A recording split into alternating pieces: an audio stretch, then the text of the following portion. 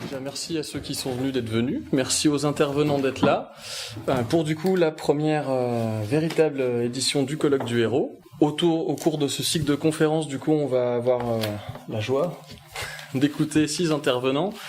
Donc Laurent Acquenin qui est juste à côté de moi, historien du cinéma, qui est auteur de plusieurs ouvrages qui commencent, on peut le dire comme ça, à faire un peu mouche dans le milieu de la culture populaire et du cinéma populaire, notamment Mythe et idéologie du cinéma américain, et récemment une petite monographie sur Star Wars et son impact dans la culture populaire. On aura le droit d'écouter ensuite Patrice Louinet, spécialiste de Robert Howard, le papa de Conan. J'allais dire Sherlock, mais non. Le papa de Conan, qui a traduit du coup Conan pour Brajlon en français et qui fait un travail universitaire sur la figure, sur toute l'œuvre de Howard, et qui du coup interviendra dans un second temps autour de la figure de Conan justement. Ensuite, aujourd'hui, pour clôturer la journée, on aura le droit d'écouter Stéphane Plateau, qui viendra nous discuter avec nous de la genèse des héros épiques contemporains, si je ne me trompe pas. Voilà. Il fallait trouver un titre, donc c'est celui-ci qui a été retenu. Donc Stéphane, qui est auteur de littérature, on va dire fantasy, littérature de l'imaginaire, et qui nous a fait la joie de pouvoir se rendre disponible. Et ça, c'est cool. Demain, on aura également 3 autres intervenants. Raphaël Colson, qui est spécialiste du post-apocalyptique et qui viendra discuter avec nous de la généalogie des héros post-apocalyptiques, justement. Ensuite, nous écouterons Gaël Régnier, compère de Raphaël Colson, sur un ouvrage qu'ils ont réalisé à 2 sur Miyazaki, et qui viendra nous parler du héros en devenir chez Miyazaki, justement. L'héroïne, en fait. L'héroïne en devenir ? D'accord, ce sera l'héroïne, c'est très bien. Moi, je précise pour ma part, c'est le héros, l'héroïne et les enfants.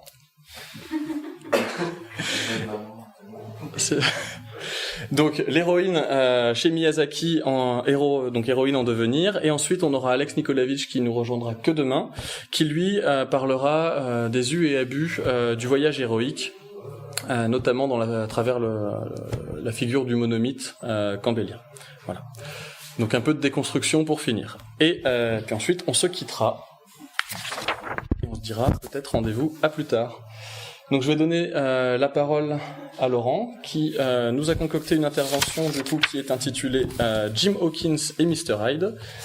Et puis, voilà. Je crois qu'on a tout dit. Pour commencer. Je pensais que vous allez faire plus long. Ok, merci. Bien, bonjour tout le monde. Quand je fais des colloques, j'aime bien sortir un petit peu de mes propres sentiers battus, c'est-à-dire de ne pas refaire ce que j'ai fait dans mes écrits précédents, sinon ça n'a strictement, pour moi en tout cas, aucun intérêt, mais éventuellement de me faire, dans un premier temps, un petit peu plaisir.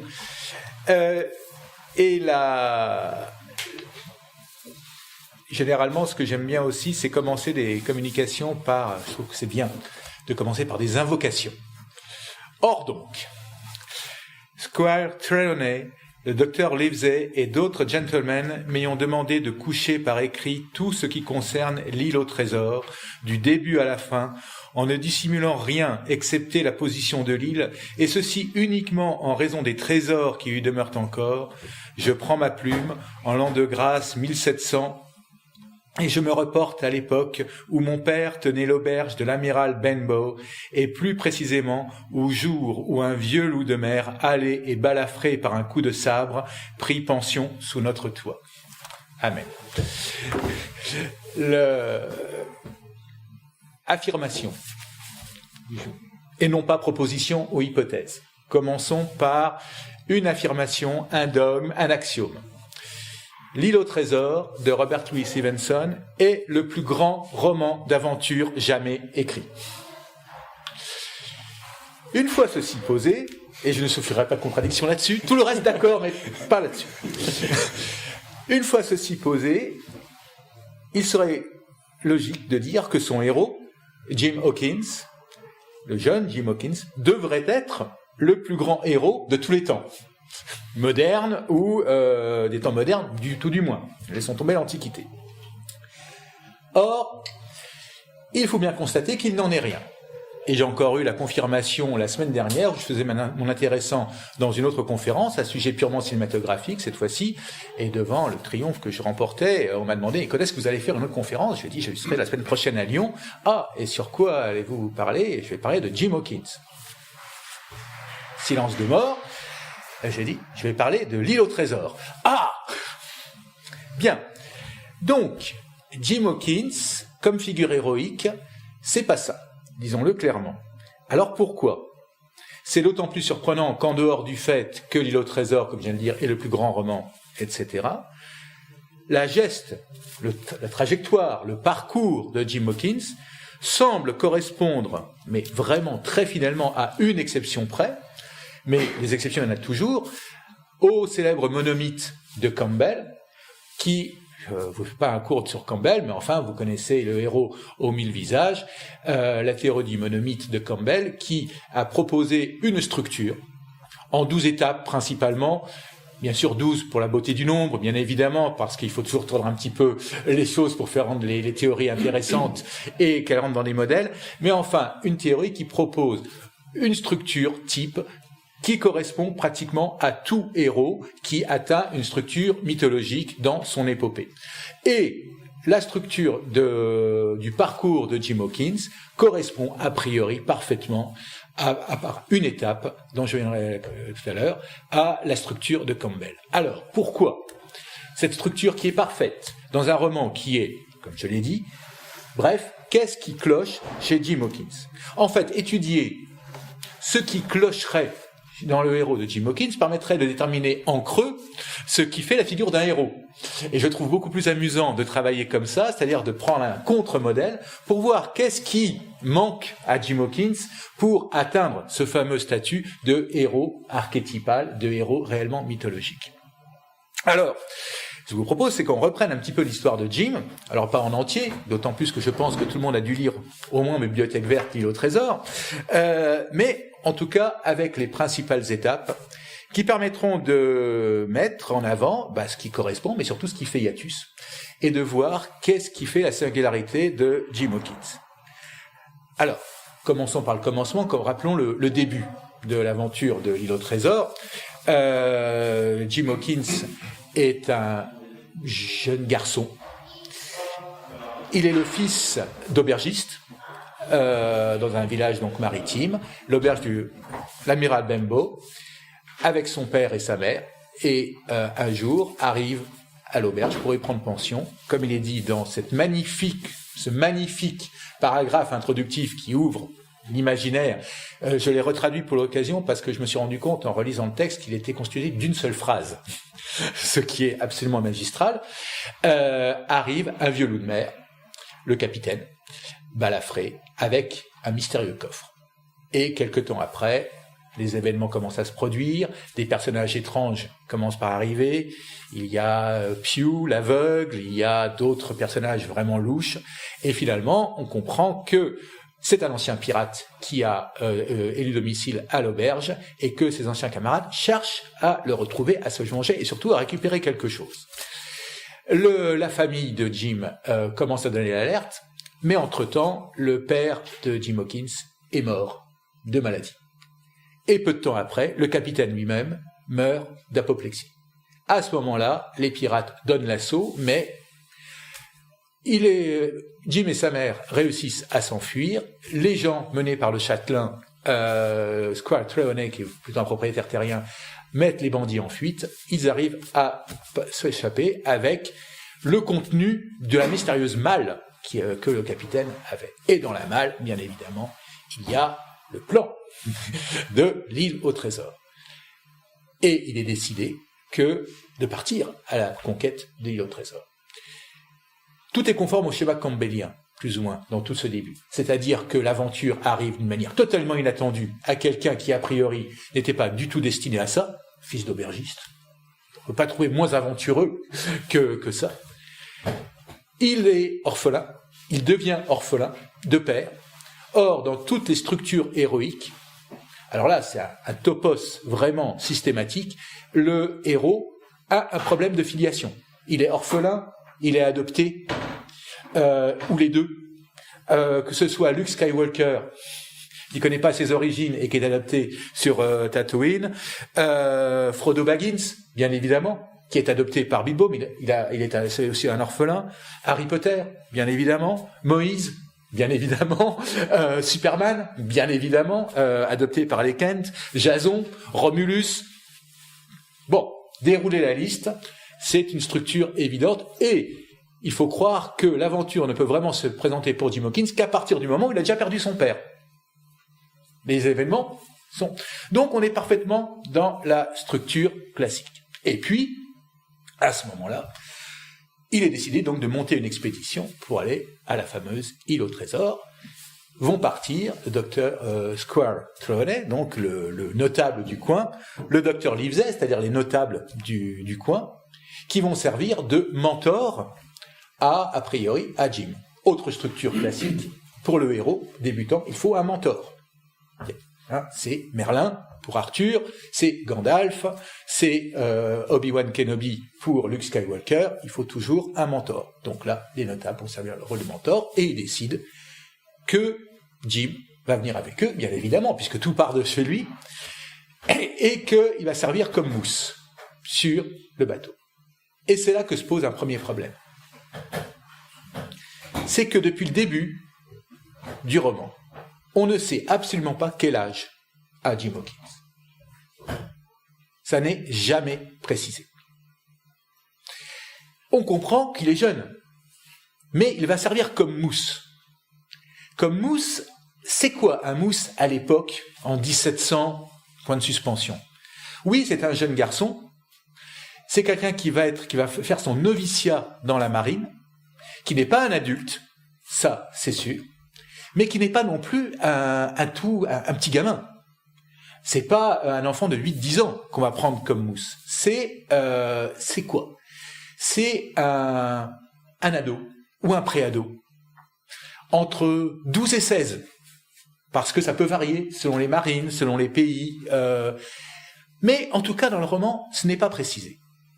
Et ça, c'est le premier hiatus qui apparaît et qui empêche justement cette fameuse, et là on vient à la problématique du héros, cette fameuse identification. Parce qu'on ne sait pas à qui et à quoi on peut s'identifier quand il s'agit de Jim Hawkins. D'autant plus que dans le cours du roman, on verra que sa taille, sa force, et donc son âge aussi, peuvent varier, en tout cas par ses actions. Ce hiatus est d'ailleurs assez intéressant à voir parce que dans les adaptations cinématographiques, généralement, on a toujours considéré Jim Hawkins comme vraiment un petit gamin, très très très jeune. Quand on le voit ici, là, dans la production Disney, vous voyez que c'est vraiment un enfant, vraiment un petit gamin. La plupart des adaptations cinématographiques reprennent... Tiens, pourquoi ça m'a fait ça? Au secours, c'est un PC. Alors, je ne peux pas savoir ce qu'un utilisateur de Mac a pu faire avec un PC. J'ai dit afficher toutes les photos, voilà. Ok, merci. Dans toutes les versions, pratiquement, voilà encore un exemple d'une autre adaptation. Je ne vais pas donner les versions au fur et à mesure, mais c'est pratiquement toujours la même chose. Jim Hawkins est véritablement infantilisé. Ça vient déjà d'une règle du cinéma hollywoodien qui, jusqu'à la fin des années 60, enfin, ça a commencé à changer avec James Dean, mais enfin, jusqu'à la fin des années 50 et encore pendant toutes les années 60, une bonne partie des années 60, ne prenait pas en compte, dans son imaginaire, et dans ses représentations, l'adolescent. Dans le cinéma américain, dans le cinéma, on va dire, familial, au sens large, on est soit enfant, prépubère, soit adulte. L'adolescent, cette phase intermédiaire, n'est pas représentée. Jamais. C'est très frappant.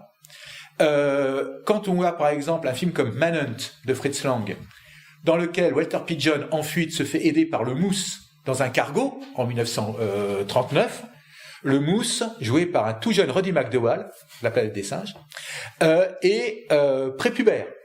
Et quand il demande à Walter Pidgeon, est-ce que vous vous enfuyez parce que c'est une affaire, et là il rougit, de femme, Walter Pidgeon, qui est un adulte, ah, je vois que toi tu sais déjà certaines choses, et le petit gosse il sait plus où se mettre.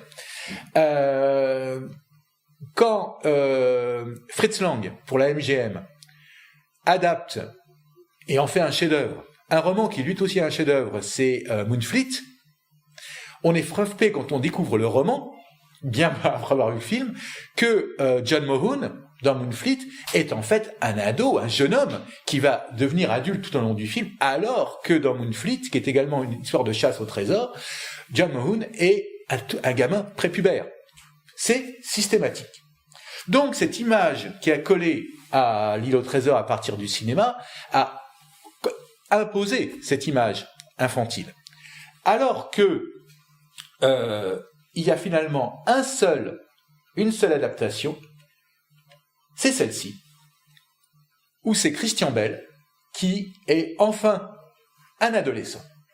Face à Charlton Heston, c'est une adaptation donc de Fraser Heston, et c'est un téléfilm, avec Christopher Lee dans le rôle de Pew l'aveugle, et c'est la seule occurrence avec l'adaptation bizarroïde de Roll Ruiz, dans laquelle Jim Hawkins est enfin présenté comme un adolescent, un jeune homme, qui a déjà fait sa mue, qui a déjà pubère. Mais dans le roman, c'est encore plus frappant parce que cette indétermination est constante dans le roman. Or, il est extrêmement difficile de s'identifier à un héros indéterminé. C'est évident. Et revenons un instant sur cette idée d'identification. Pourquoi s'identifie-t-on à un héros ? C'est que dans toute structure mythique, mythologique, à quoi sert un mythe ? Je rappelle, trois valeurs du mythe, trois fonctions du mythe: explicative, exemplarité, consolatoire. Bon. L'exemplarité, c'est le héros est là pour nous donner une ligne à suivre. On ne se prend pas pour quelqu'un, mais on va essayer d'imiter par une action morale, etc., l'attitude d'un héros. C'est ça, la fonction d'un héros principalement. Mais encore faut-il savoir à quoi et à qui s'identifier. Quand ce n'est pas possible, comme dans le cas de Jim Hawkins, on a un problème. Et d'ailleurs, le voyage commence, et au moment de former l'équipage, comme vous le savez, les châtelains, les notables de la petite ville sont pas du tout marins, donc ils savent pas du tout comment former un équipage, et ils tombent sur un homme providentiel sur le port, un vieux cuisinier unijambiste, John Silver, qui se charge, de par son expérience, de former un équipage. Il forme un équipage, lui, Long John Silver, unijambiste, est donc le cuisinier du bord, et lève la partie.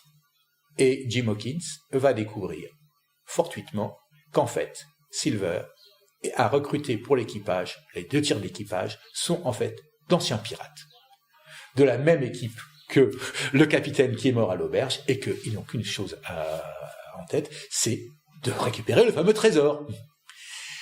Comment est-ce que Jim Hawkins le découvre ? C'est un épisode que quand on l'a lu, quand on était gosse, je pense que tout le monde se le rappelle. Un jour, il a envie de manger une pomme. Et il y a un tonneau à pommes dans le navire. Il va pour aller prendre une pomme, le tonneau est presque vide, et donc il rentre dans le tonneau pour aller au fond. Une fois à l'intérieur, au moment où il veut ressortir, il entend la conversation autour. En dehors du fait que la pomme représente bien sûr le fruit de la connaissance dans une structure mythologique, le fait qu'il soit dans le tonneau, donc ce retour comme ça à un état clos, bien sûr là c'est un état infantile. Il ne faut vraiment pas être grand pour être dans un tonneau à pommes et ne pas être vu par les gens autour. Donc là il y a évidemment un problème. L'identification au héros, je le rappelle, c'est donc indispensable. Je fais une autre parenthèse, mais puisqu'on est en période politique, c'est toute la différence, par exemple, qu'il y a entre dans l'homme politique, entre un homme politique ne peut pas être un héros. Ceux qui font d'un homme politique un héros, c'est pas pour dénigrer les hommes politiques, mais ils ne sont pas des héros. La fonction de l'homme politique, c'est de faire croire que on est un héros pour voter en votant pour eux. Et généralement, un héros fait un très mauvais homme politique. Et inversement, l'exemple type, pour se le rappeler, c'est un des plus grands héros de tous les temps réels, c'est Davy Crockett. Davy Crockett, d'abord une carrière de héros, ensuite se fait élire. Il a fait une carrière politique qui va très mal se passer. Il abandonne très rapidement, il se fait battre, comme toujours. Et finalement, il reprend sa vie de héros, il termine à Alamo, et il meurt à Alamo, et là il devient un mythe. Et bien sûr, maintenant, c'est pas l'homme politique, c'est le héros, l'exemplaire. Mais au moins, on sait à qui s'identifier. Dans le cas de Jim Hawkins, c'est impossible. Il prévient le reste de l'équipage, il se prépare à la bataille, l'île est finalement découverte, et puis sur place, bien sûr, la mutinerie éclate. Les gens sont dispersés, et Jim Hawkins, finalement, va rencontrer quelqu'un sur l'île, et c'est là où il y a le premier grand hiatus, le seul hiatus avec le schéma campbellien. Normalement, il devrait trouver une femme. Non, là, il trouve Ben Gunn. Ben Gunn, c'est un ancien pirate qui avait été laissé abandonné sur l'île, donc qui vit en Robinson Crusoe depuis des années et des années et des années. Donc Ben Gunn fait la rencontre de Jim Hawkins et réciproquement. Je passe les détails parce qu'il y a énormément de rebondissements, mais à un moment donné, toujours dans les structures campbelliennes, arrive un point fondamental pour le héros. C'est ce que Campbell appelle plus ou moins la rencontre ou l'expérience de la mort. Ça, c'est toujours... Alors, ça peut être une mort généralement artificielle, une mort symbolique, ou un péril de mort imminent. Dans tous les cas, c'est la rencontre avec la mortalité réelle. Dans Le Seigneur des Anneaux, c'est quand Frodo se fait piquer par Arachne et que Sam croit qu'il est mort et qu'il va ressortir bien sûr différent. On peut trouver beaucoup d'autres références comme ça. C'est Han Solo est cryogénisé, enfin bon. Dans l'île au trésor, Jim Hawkins décide de faire un coup de main à lui tout seul. Il réussit à s'échapper et il va récupérer le bateau, l'Hispaniola, qui avait été confié à la garde de pirates, en se disant que s'il arrive à faire échouer le bateau, les pirates ne pourront pas s'échapper, et que donc il va les piéger. Et il va y arriver. Et alors là, de nouveau, problème d'identification. Il peut se cacher dans un tonneau de pommes, là c'est un enfant, c'est un gamin, c'est un bébé. Mais là, à lui tout seul, il arrive quand même à grimper dans un bateau, à enlever une amarre. Enfin, là, c'est pas possible. Là, il est quasiment adulte à ce moment-là. Vous voyez, sa taille change au fur et à mesure des événements. Parce qu'entre-temps, il peut pleurer aussi face à des adultes. C'est très très variable. Et quand il arrive sur le bateau pour faire son coup de main, la plupart des pirates sont déjà entretués. Ils sont saoulés, ils sont battus. Mais il en reste un. Et là aussi, il y a quelque chose de très intéressant qui se passe, parce que ce pirate va donc poursuivre Jim Hawkins. Jim Hawkins est armé à ce moment-là de 2 pistolets. Mais il n'a jamais tenu des pistolets. Et il se retrouve face au pirate. Le pirate, lui, lance un poignard. Et il le cloue au mât. Et à ce moment-là, Jim Hawkins fait feu. Il tire. Et il tue le pirate, qui a un nom incroyable. Il s'appelle Israel Hands. Les mains d'Israël. Bien évidemment, ce Israël n'est pas juif. Il est sûrement d'une origine protestante, et beaucoup de noms bibliques sont donnés à protestants, mais littéralement, Israël, celui qui est fort devant Dieu, c'est celui, vraiment, il est face à son destin, les mains d'Israël. C'est vraiment une épreuve, là, initiatique au plus haut degré. Il tire, Israel Hands tombe pendant que Jim Hawkins est pris le poignard. Et là, il se passe quelque chose dans le roman, le plus grand hiatus qui existe dans la quête héroïque se passe à ce moment-là. Parce que Jim Hawkins, qui est le narrateur du roman, dit As Cass can say, it was by my own volition, and I'm sure I was without a conscience aim. Both my pistols went off. Je ne suis même pas sûr que c'était ma propre volonté, et je ne suis même pas vraiment conscient, mais mes 2 pistolets ont fait feu.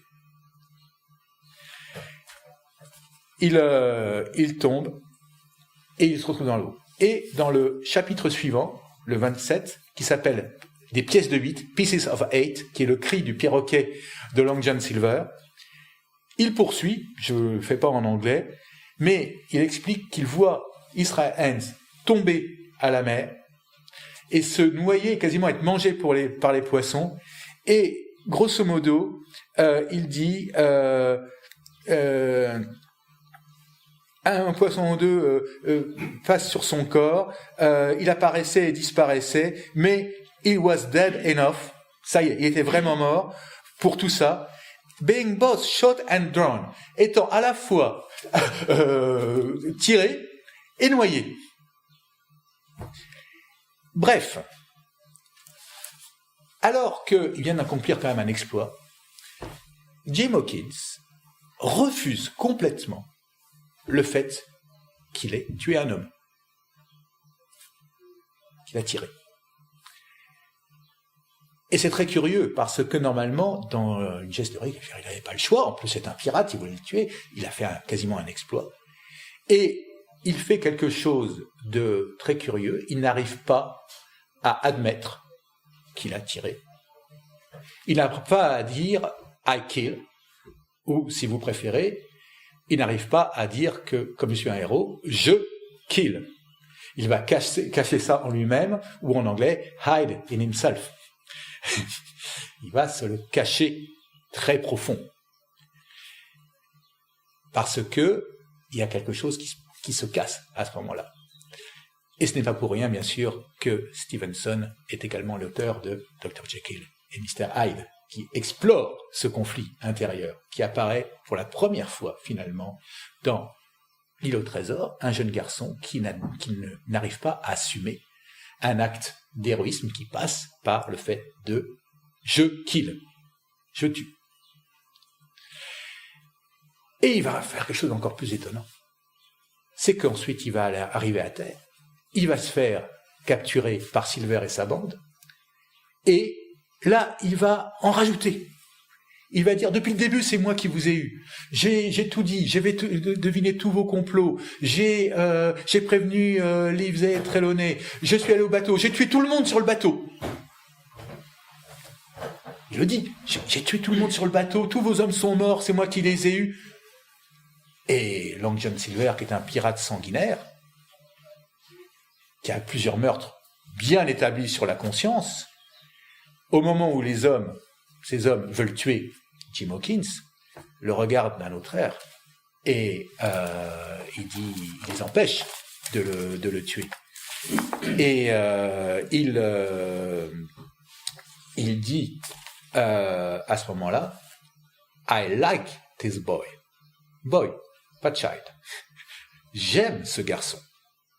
Et évidemment, il a compris que quelque chose s'est passé chez Jim Hawkins, et que il peut être ce qui va être finalement son propre mentor. Jim Hawkins, à ce moment-là, fait le bon vieux chemin d'Anakin Skywalker, c'est-à-dire l'empereur, Palpatine ou bien les Jedi, parce que Silver a reconnu en Jim Hawkins ce qui s'est passé. Et Jim Hawkins, lui, n'a pas compris. Donc, à partir de là, Jim Hawkins est entre deux eaux, c'est le cas de le dire. Éperdu d'admiration pour Silver, suspecté de trahison par Trelawney et Livesey, il va être complètement brinque-ballé. Donc, le héros, c'est qui ? C'est celui qui ne peut pas supporter d'admettre « je kill », « je tue », ou c'est celui qui s'en vante, au risque de tomber du côté obscur, si tant est que Silver soit vraiment du côté obscur, enfin il n'est pas vraiment du côté lumineux. Jim ne peut pas choisir. Bref, il se crée de toutes pièces un complexe, et son Hyde prend forme. Et il ne s'en sortira pas. Il ne s'en sortira pas parce que, bien évidemment, ensuite, les bons vont gagner, le trésor va être trouvé. C'est Ben Gunn qui l'avait déterré avant les autres.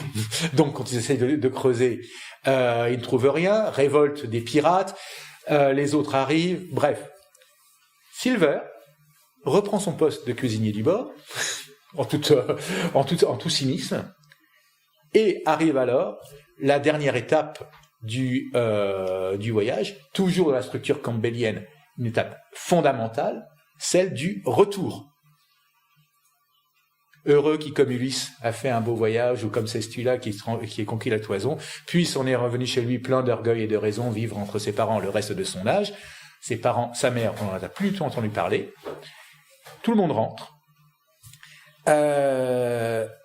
L'étape du retour, comme vous le savez, donc, est fondamentale. Comment se situe le retour ? Chez Tolkien, dans Le Seigneur des Anneaux, ça se passe mal pour Frodo. Frodo, il n'y a pas de retour pour lui dans la comté. Mais il a un privilège. Il a obtenu le droit de pouvoir repartir, cette fois-ci, à l'ouest, sur les îles des Bienheureux, en tant que porteur de l'anneau. Alors que pour Sam, qui était, lui, pour qui Frodo était le mentor, ça se passe très très bien. Il retrouve la comté, il va être maire de la comté pendant des années et des années, il va parfaitement bien vivre son retour, et tout va aller bien pour lui. Chez Jim Hawkins, ça se passe de manière extrêmement curieuse. Il ne dit rien sur lui, hormis du fait que chacun, je cite, a disposé du trésor selon son caractère. C'est tout. Qu'est-ce qu'il en a fait ? Est-ce qu'il s'est marié ? Est-ce qu'il a retrouvé sa mort ? Est-ce qu'il a tout dépensé ? Il ne dit pas un mot de la manière dont il a utilisé le trésor. Simplement, il est rentré chez lui. Et surtout, il y a quelque chose qui est une des fins de roman les plus curieuses qui existent dans l'histoire de la littérature. Il dit, je fais la traduction en libre,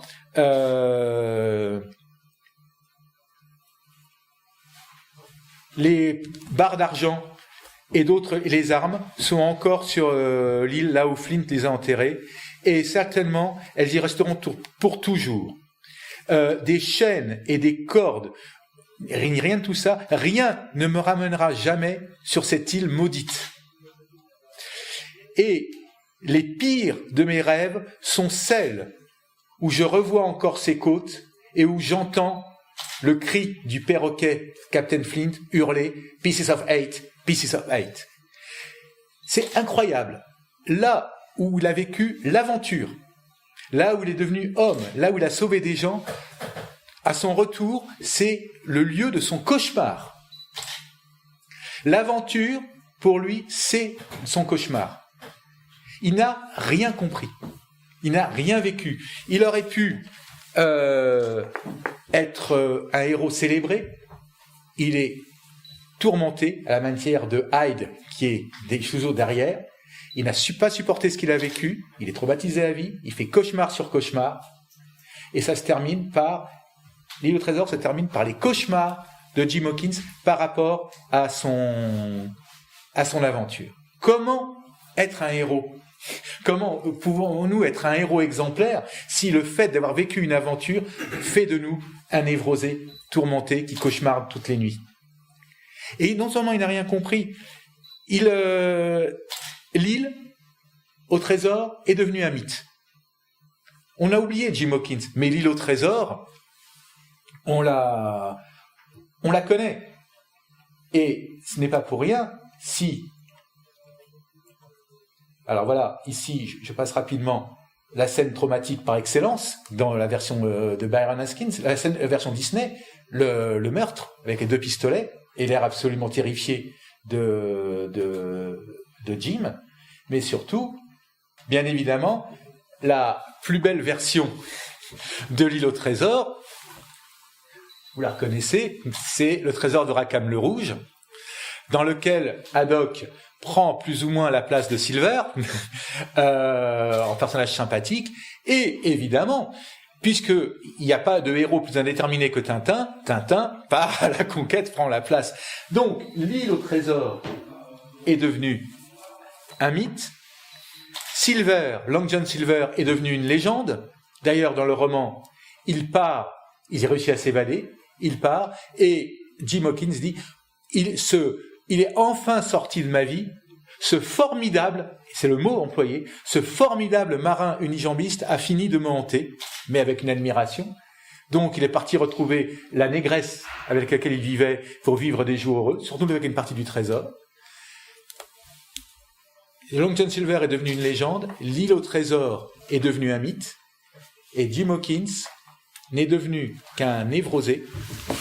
Au lieu de faire il n'a rien compris, alors qu'il aurait dû lui-même continuer de chanter, mais pas Pieces of Eight. Il aurait dû continuer de chanter la chanson du pirate, 50 Men on the Dead Man's Chest, Yo ho ho, and a bottle of rum. C'est ça qu'il aurait dû chanter. Il est passé complètement à côté. Comment être un héros quand on rate à ce point son aventure? Je vous remercie.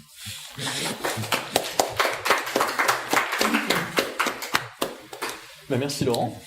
Est-ce que des gens dans l'assemblée veulent réagir éventuellement à ce qu'ils ont entendu? Est-ce qu'il y a des questions qui surgissent Qu'est-ce qui lui aurait manqué en fait pour réussir son aventure? Qu'est-ce qui lui aurait manqué? Une expérience, mais ils sont tous inexpérimentés. Ce qui lui aurait manqué, c'est d'assumer les valeurs de l'aventure. Il aurait fallu qu'il ait un caractère qui lui permette de surmonter non pas seulement les dangers, mais les traumas qui vont avec. Et il n'en a pas été capable. Ce qui est terrible dans le cas de Jim Hawkins, c'est qu'il a été partagé entre deux mentors, alors que normalement il ne doit y en avoir qu'un. Il y a d'un côté le binôme Livesey-Trelawney, et ça c'est les notables, bien installés, et de l'autre, parce que ce n'est pas une figure négative, c'est pas Palpatine, c'est Long John Silver. Et de cet écartèlement où il n'a pas pu trouver sa place, il est devenu, bien sûr, d'une certaine manière schizoïde. C'est-à-dire qu'il a vécu l'aventure d'un côté menée par des notables, avec une certaine morale, de l'autre, il a vu la grande aventure, mais meurtrière, avec Long John Silver, qu'il a adopté aussi, et ne pouvant choisir, être à la fois avec Trelawney, mais être perdu d'admiration pour Silver, c'est Silver qui le sauve, ce n'est pas Trelawney, et bien sûr, il y a quelque chose qui cloche. Et le fait, bien sûr, que quand il s'est retrouvé, chez Campbell, il montre les étapes du héros, il ne faut pas oublier que c'est autant d'étapes initiatiques, au sens classique du terme. Une initiation peut se rater. C'est ça qu'on oublie toujours. On peut trébucher. Il a trébuché. Lors de l'épreuve de la rencontre avec la mort, la vraie, il a trébuché. Il n'a pas supporté et il a tout fait dans sa narration pour minimiser, pour détourner, to hide, littéralement, ce qu'il a fait. Hide himself. Et de cela, il ne se remettra pas. Ce qui fait qu'un héros doit pouvoir non seulement être courageux, on l'a compris, avoir une forme fixe pour pouvoir s'identifier, autre chose, mais également pouvoir avoir la force morale et de caractère d'assumer son rôle, sa fonction et ses actions. Et s'il est trop faible en esprit, s'il rate quelque chose, eh bien l'exemplarité ne peut pas marcher. Et dans ce cas-là, ce que Stevenson a très bien compris, il va en revenir d'autant plus traumatisé que il n'aura pas accepté sa fonction. Et d'ailleurs, Stevenson était tellement conscient de cela que la genèse du roman n'était pas un personnage. La genèse du roman, d'abord, était l'île. Il a commencé par dessiner une île. Et que le deuxième titre du roman, c'était « Le cuisinier du bord ». C'est-à-dire un des chapitres dans lequel arrive Long John Silver. Et finalement, Jim Hawkins n'arrivait qu'en 3.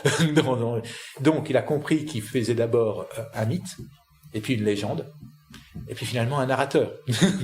Un narrateur qui n'est pas à la hauteur de la somme mythique qu'il était en train d'établir et qui a été établi.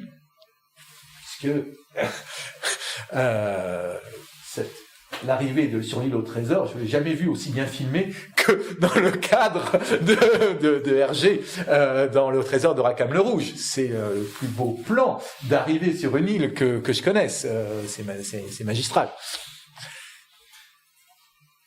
Ça me fait penser à Lovecraft, en fait.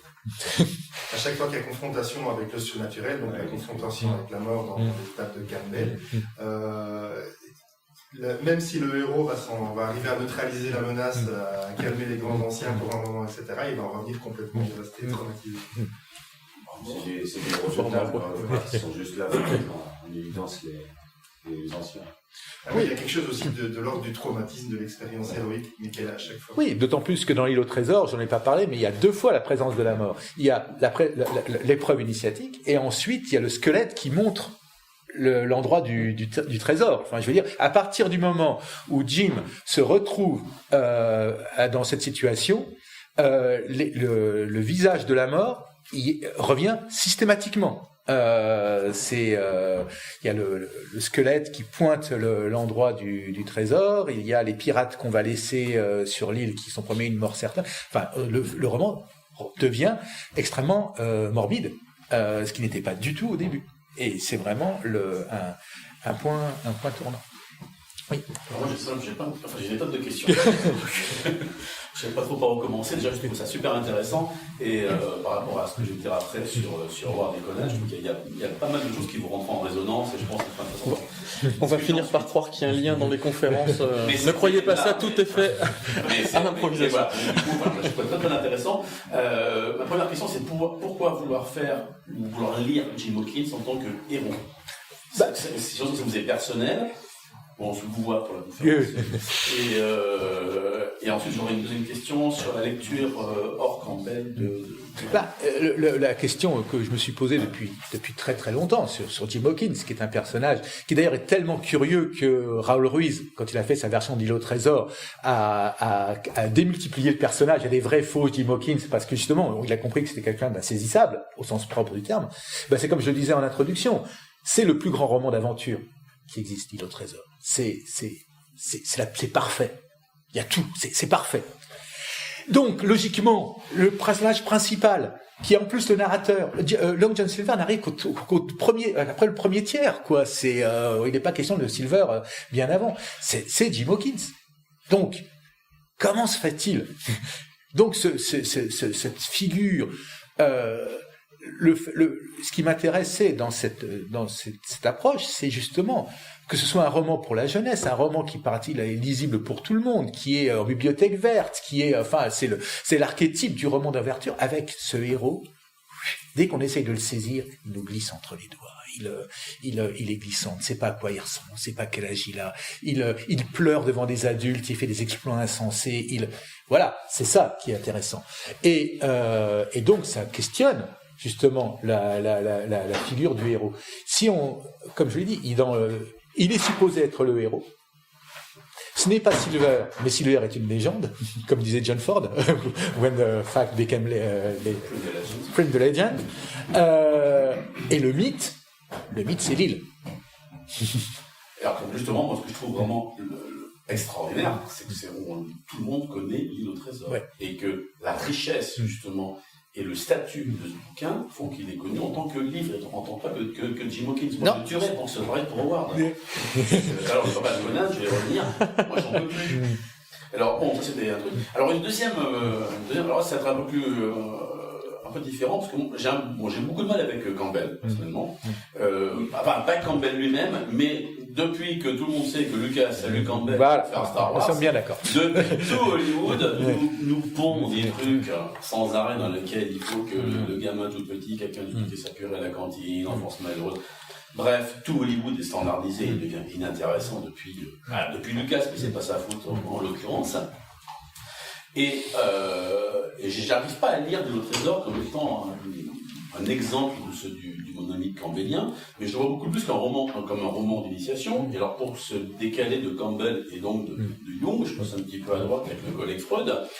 Et pour moi, c'est beaucoup plus un roman d'initiation sexuelle non dite, puisque c'est un roman victorien, et c'est un roman d'initiation homosexuelle, dit le Trésor, dans lequel c'est un mousse, notre Jim Hawkins, on sait qu'à quoi servaient les mousses, vous l'avez pas évoqué, mais à la base, les mousses, ça sert aussi de femmes sur les navires à cette époque, et en particulier sur les navires de pirates. C'est donc quelqu'un qui, en termes de sexe, est effectivement quelque part entre l'enfant et l'adolescent, donc une sexualité qui est encore indéfinie, et le moment de sa grande révélation, entre guillemets, se fait dans un milieu utérin, un tonneau, dans lequel il y a le coup de la porte, donc il découvre, il arrive à l'âge adulte, et donc il dit qu'on arrive à l'âge adulte, dans la Bible ça correspond, on sort du Jardin d'Éden, donc du paradis, on découvre la mortalité, et il découvre la mortalité juste derrière.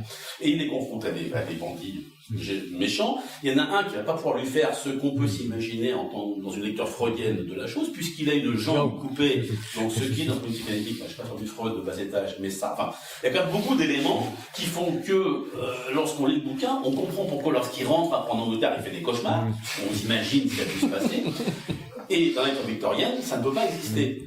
Puisqu'on est tout bien, tout gentil, et tout méchant, on ne peut pas être les deux à la fois. Et Stevenson lui-même écrit, peu de temps après, je sais plus, un peu de temps après, dans lequel justement le propos c'est de séparer la bonne nature et la mauvaise nature de l'individu, parce que le gentilhomme anglais, victorien, ne peut montrer qu'un côté positif à la société, que tout ce qui est négatif doit être éradiqué, ou en tout cas caché, ne peut pas exister au grand jour.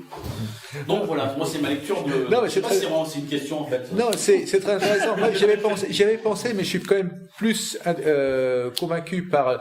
C'est vrai qu'on met du Campbell maintenant à toutes les sauces, alors ça devient presque un cliché, mais malgré tout, ça fonctionne bien, quoi. C'est ça qui est... Et je pense que dans le cas de Stevenson, on a plus à prendre du côté de Jung encore que du côté freudien. Dans le cas de Jim Hawkins, ce qui est intéressant aussi, c'est de voir que ce héros qui se dissout pratiquement va être repris ensuite dans un roman magistral de Stevenson. Encore, là j'ai fait le lien avec Jekyll et Hyde parce que c'était évident, mais c'est dans Le Maître de Ballantrae. Dans Le Maître de Ballantrae, où le Maître de Ballantrae n'est plus là. Et c'est le personnage principal qui n'est pas là. C'est tout ce qui se passe parce que voilà, c'est tout ce qui gravite autour. Donc là, c'est absolument fascinant puisque Jim Hawkins, on ne sait pas à quoi il ressemble. Dans Le Maître de Ballantrae, il est même plus là, quoi. Ça, c'est tout à fait fascinant. Dans le cas d'un personnage qui s'impose par sa disparition. Dans le cas de l'analyse, je veux dire, homosexuelle de Jim Hawkins, j'y ai pensé, mais décidément, pour moi, ça ne fonctionne. Malheureusement, ça serait trop beau, mais j'ai pas l'impression que ça fonctionne. L'absence de femme est effectivement extrêmement intéressant dans le cadre du roman, mais dans le cas de Tintin, bien sûr, ce qui est fascinant, c'est de voir que dans Rackham le Rouge, Haddock prend à la fois la fonction de Long John Silver d'une certaine manière par son vocabulaire, et que ce n'est en même temps c'est l'héritier du chevalier de Haddock, donc il s'inscrit dans l'histoire, donc il lui-même il devient un personnage double pour la première fois, notamment dans Le Secret de la licorne où il est à la fois au présent et au passé. C'est le diptyque Secret de la licorne, Trésor de Rackham le Rouge, sûrement bon. Je vais pas faire monter un Tinophile, mais c'est un chef-d'œuvre. Hein. Tout le monde on est bien convaincu par la richesse de ce qu'il amène derrière, et le fait que Haddock retrouve dans l'aventure de Tintin pour la première fois vraiment son statut de marin qu'il avait abandonné depuis le Crabe aux pinces d'or, et qu'il retrouve son statut de marin passé et présent, le renvoie justement à Silver qui reprend la mer alors qu'il s'était installé, qui ne veut plus entendre parler d'aventure, et bien sûr il devient pour une fois le mentor de Tintin, puisque Tintin n'est pas là vraiment un marin, et c'est lui qui fait le point, c'est lui qui trouve, voilà. Mais tout ce qu'on a dit, moi, ça me... Partant du fait que L'île au trésor est le plus grand roman d'aventure, je rajouterais moderne, de notre littérature, tout ce qu'on a dit, la lecture freudienne, la lecture campbellienne et le reste... Ne sont pas contradictoires. Alors déjà, ne sont pas contradictoires, mais surtout, je trouve que c'est je suis partisan d'une théorie qui dit qu'il y a dans la littérature, dans la culture populaire, plusieurs périodes de cristallisation qui ont amené à ce qu'on connaît aujourd'hui, qui est très normé, très codifié. Et je pense que L'île au trésor, dans ma lecture, moi, est la dernière cristallisation de tous ces clichés, de tous ces topoi du coup, de l'aventure, que déjà Chrétien de Troyes, à la fin du XIIe siècle, avait fait. La lecture freudienne et l'homosexualité... Chi à l'époque, Chi a une importance. Oui. Les mythes du roi Salomon, pardon, plutôt que Chi. Mais on a la lecture freudienne avec Yvain... Juste une seconde, parce que c'est vrai que j'ai oublié de le dire, mais c'est vrai que par exemple, Jim Hawkins prend aussi à Perceval, à propos de Chrétien de Troyes, puisque quand il part, il laisse sa mère en arrière, comme dans le roman du Graal, le roman Perceval, et ensuite on n'entend plus parler. Et il échoue surtout. C'est le seul héros Perceval qui échoue. Bien sûr. Et c'est pour ça qu'il était tellement repris au XIXe siècle, ce héros, et dans le romantisme allemand notamment et anglais. Et c'est pas étonnant que, pour moi, Jim Hawkins a de Perceval, a de Lancelot et a de Yvain pour le côté freudien justement. Voilà. Juste sur le côté, le héros évanescent, à mon avis, le héros, il y a deux pôles. Il sert de fenêtre sur un univers, et de l'autre côté, il y a l'homme exemplaire, par exemple, Conan, par exemple, un héros très typé ou Sherlock Holmes, quelqu'un qui a une personnalité, c'est un personnage, on le reconnaît tout de suite. Et par exemple, si on met le curseur à l'extrême, ça donne Jim Hawkins, Tintin, ou même certains héros de manga, des fois, le personnage principal, il est fade, à part ses valeurs positives. Et là, je pense que c'est un des pôles du héros, en fait. Mais il a vraiment poussé à l'extrême pour que ça fasse une fenêtre où tout le monde puisse se mettre, y compris les enfants, les adultes. En fait, c'est toujours le même problème qu'on a aussi au cinéma, mais dans la littérature, c'est la même chose. Tout dépend aussi du mode de narration, c'est-à-dire que il y a toujours une double identification au cinéma comme en littérature. Première identification à l'univers proposé, deuxième identification au personnage. Bon, ça c'est en deux stades. Au cinéma, ça marche très très bien. En littérature, ça se complique quand la seconde identification, c'est au personnage, se fait sur un personnage qui est en plus le narrateur. C'est-à-dire quand l'auteur abandonne la troisième personne pour passer à la première personne en déléguant sa narration à un personnage qui devient en même temps donc celui qui a le point de vue sur l'aventure. Ce qui est toujours plus complexe. Celui qui a fait ça d'une manière magistrale, plus que Stevenson, c'est Melville. Appelez-moi Ismaël. Bon, qui suit cette aventure métaphysique énorme, non pas du point de vue de Ahab, mais bien sûr du point de vue d'Ismaël, qui s'embarque sur le Peacock. Dans le cas présent, on est à part un chapitre où on quitte le point de vue de Jim Hawkins parce que il faut bien savoir ce qui s'est passé, donc c'est Livesey qui prend le relais pour un chapitre. Tout est vu en plus du point de vue de Jim Hawkins, et c'est ça qui permet justement de voir à quel point il tord la réalité. Son point de vue, quand sa névrose, son refus, son complexe se met en place, quand il tue Israel Hands, et qu'il dit c'est pas moi qui ai tiré, je l'ai pas fait exprès, c'était contre ma volonté, et puis il est tombé, et puis de toute manière il s'est noyé, et puis de toute manière ce point de vue-là est incroyable. C'est celui de Perceval. Quand au sortir de sa forêt, il rencontre le chevalier vermeil et que il sait pas quoi faire, le mec lui court dessus, il se met à cheval, il court aussi, il pointe sa lance, il l'empale et ça lui passe dans les yeux, il peut récupérer toute son armure, il arrive avec l'armure, il dit mais j'ai pas fait exprès, j'ai couru, ça s'est trouvé comme ça.